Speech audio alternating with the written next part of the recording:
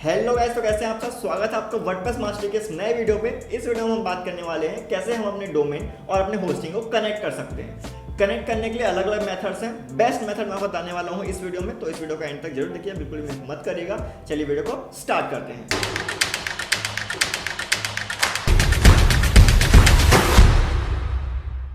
आपने domain purchase करा किसी अलग प्लेस से एंड आपने होस्टिंग परचेस किया किसी अलग प्लेस से, ये उस कंडीशन की बात है। अगर आपने डोमेन होस्टिंग एक ही वेबसाइट से परचेस किया है, एक ही होस्टिंग प्रोवाइडर से परचेस किया है, तो ये आपको करने की रिक्वायरमेंट नहीं है।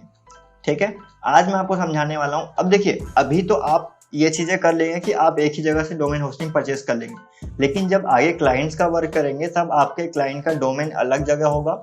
आप होस्टिंग हो सकता है खुद से प्रोवाइड कर रहे हो, या फिर आपने पिछला वीडियो अगर मैं ध्यान से देखा होगा तो मैंने उसमें आपको डोमेन परचेस करने का कोड बताया हुआ था। ठीक है, जहां से आपको डोमेन कम प्राइस में मिल सकता है। ठीक है, तो आप जब भी क्लाइंट के लिए ऐसे परचेस करोगे तो ये चीजें आपको करनी पड़ेंगी। इस वजह से आपको इस चीज का नॉलेज होना चाहिए कि कैसे अटैच करते हैं डोमेन और होस्टिंग को, और कैसे हम चीजें करेंगे। अब देखिए, ये दो तरीके से होगा।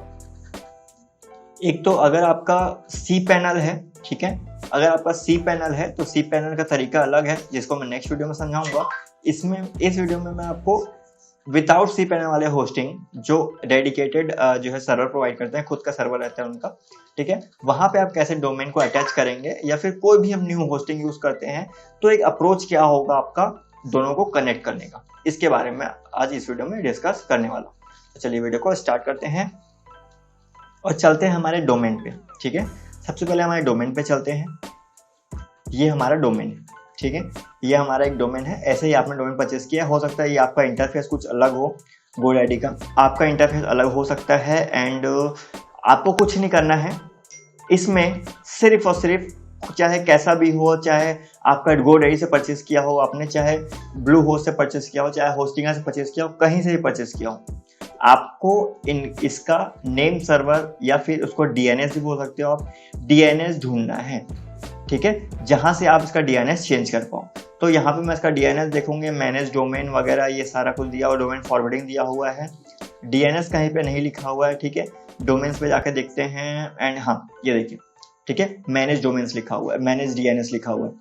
ठीक, तो ऐसा ही आपको कहीं भी आपका ये मैनेज DNS लिखा हो, आपको DNS तक पहुंचना है बस। ठीक है, DNS हो सकता है या फिर नेम सर्वर हो सकता है। ठीक है, डोमेन नेम सर्वर, तो नेम सर्वर भी हो सकता है आपका और DNS भी हो सकता है। तो आपको सिर्फ और सिर्फ DNS ढूंढना है। ठीक है, इस DNS पे अगर मैं क्लिक करता हूं, ठीक, नीचे आते हैं तो यहाँ पे आप देखेंगे नेम सर्वर लिखा हुआ है। ठीक है, ये आपका नेम सर्वर है। तो यहाँ पे देखो नेम सर्वर डाला हुआ है, किसी एक other website, other hosting provider ये जो प्रोवाइड करते हैं। ठीक है, नेम सर्वर लिखा हुआ है। अब थोड़ा सा नेम सर्वर को समझ लेते हैं किस तरह से काम करता है। ठीक है, और कैसे हम कनेक्ट कर सकते हैं डोमेन होस्टिंग को। अब देखिए, हर होस्टिंग का एक नेम सर्वर होता है। Name server in the sense her hosting का एक एड्रेस होता है।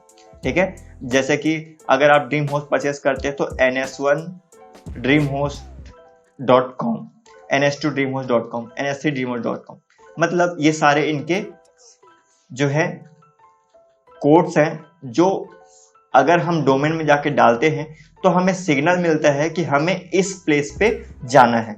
ठीक है, इस तरीके से हम इस नेम सर्वर का यूज करते हैं। ये आपका NS1 हो गया। ऐसे ही आपके होस्टिंगर के अलग होते हैं, ऐसे ही और भी अलग होस्टिंग है उसके अलग अलग होते हैं। ठीक है, तब आप थोड़ा सा मन में ये डाउट होगा कि डोमेन को यहाँ तक पता कैसे चलता है कि यहाँ पे जाना है। ठीक है, तो ये नेम सर्वर के थ्रू पता चलता है कि हमने डोमेन पे नेम सर्वर ऐड किया। यहाँ पे जो आपको दिख रहा है, यहाँ पे हम चेंज करेंगे और हम इस होस्टिंग में जाके डोमेन को अपने पास बुलाएंगे कि हमारे यहाँ पे आपको होस्ट होना है। ठीक है, चलिए मैं आपको सिखाता हूँ कैसे होना है। ये आपने जो है ड्रीम होस्ट की होस्टिंग परचेस करी। ठीक है, सपोज करते हैं होस्टिंग परचेस करी। अब आपको करना क्या है, यहाँ पे ऐड करना है डोमेन। ठीक है, तो ये ड्रीम होस्ट की बात कर रहा हूँ, अलग अलग होस्टिंग में अलग अलग चीजें हो सकती है। मेरे पास जितने होस्टिंग है अभी, मैं आपको सारे की वीडियो प्रोवाइड करने की कोशिश करूंगा। ठीक है, अगर आपको ये चीजों में इश्यू हो रहा है तो आप हमारे सपोर्ट नंबर पे कॉल कर सकते हैं, या फिर वहाँ पे आप व्हाट्सएप डाल दीजिए मैसेज, आपको कनेक्ट करके सारी चीजें सॉल्व करा दी जाएगी। ठीक है, यहाँ पे डोमेन पे क्लिक करेंगे एंड मैनेज डोमेन पे क्लिक करेंगे।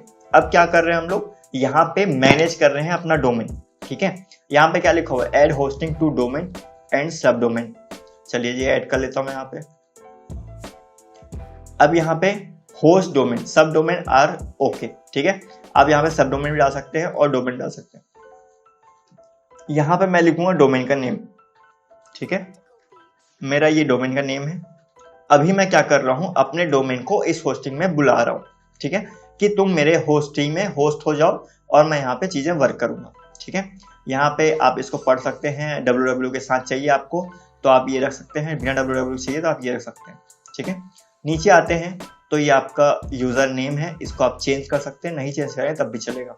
आप मल्टीपल चीजें करते हैं एक ही होस्टिंग में तो आपको चेंज करेंगे तो आपको आसानी होगी ढूंढने में, ठीक है।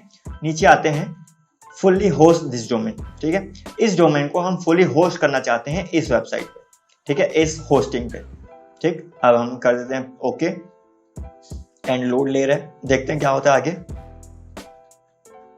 ओके, अब क्या हुआ, इसने हमें नेम सर्वर दे दिया कि आप जाइए अपने डोमेन पे और ये नेम सर्वर ऐड कर दीजिए, ठीक है। या फिर इन्होंने अपना क्या दे दिया, आईपी एड्रेस दे दिया। आप आईपी एड्रेस भी चेंज कर सकते हैं डीएनएस का, ठीक है। तो ये चीजें हम इन्होंने दे दी, तो हमारे पास नेम सर्वर का ऑप्शन है तो हम जाके सीधा नेम सर्वर चेंज कर देते हैं। तो सिंपली मैं इसको कॉपी करूंगा और यहाँ पे नीचे जाऊंगा, चेंज पे क्लिक करूंगा and inter my own name server करूंगा और यहाँ पे अपना नेम सर्वर में ऐड कर दूंगा, ठीक है। तो मैं तीनों को फटाक से कॉपी कर लेता हूँ।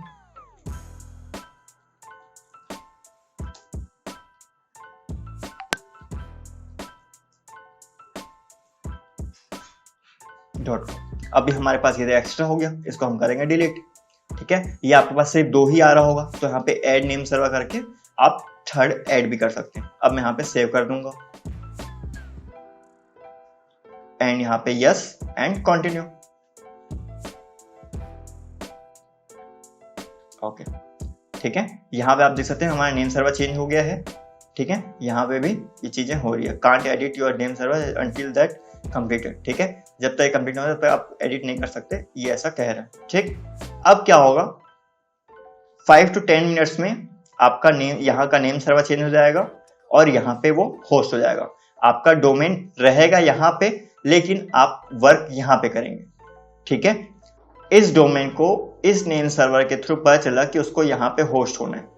अब एक और डाउट है, ठीक है, ये डाउट आपके में आएंगे नहीं लेकिन मैं आपको क्लियर कर दे रहा हूँ, ठीक है, ताकि किसी भी तरह का डाउट आपके मन में रहे ही ना, ठीक है।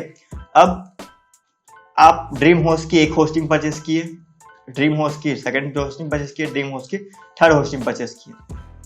एक होस्टिंग का नेम सर्वर सेम हो सकता है, ठीक है, और ये होता ही है। अगर होस्टिंगर आप लेते हैं तो होस्टिंगर S3 ले लेते हैं हम लोग, ठीक है।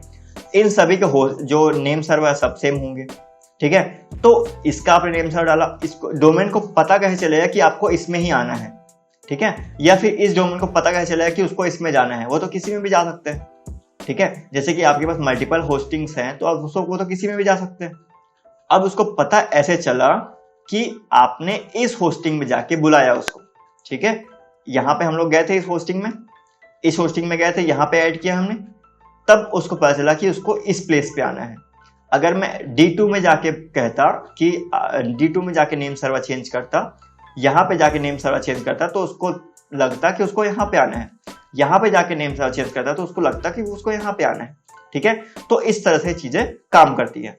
तो आई होप आपको समझ में आ गया होगा कैसे होस्टिंग से डोमेन को हम अटैच करते हैं नेम सर्वर के। आई होप गाइस आप सीख ही गए होंगे कैसे डोमेन और होस्टिंग को कनेक्ट करते हैं। नेक्स्ट वीडियो हम लोग देखेंगे कैसे उसमें हम SSL इंस्टॉल करते हैं और cPanel पे कैसे SSL डालते हैं और ड्रीम होस्ट पे कैसे SSL डालते हैं, दोनों मैं आपको इस वीडियो में बताने वाला हूं। अगर आपको वीडियो पसंद आया तो वीडियो को लाइक कर दीजिए, सब्सक्राइब करना बिल्कुल ना भूलिएगा। मिलते हैं अगले वीडियो पे, थैंक यू।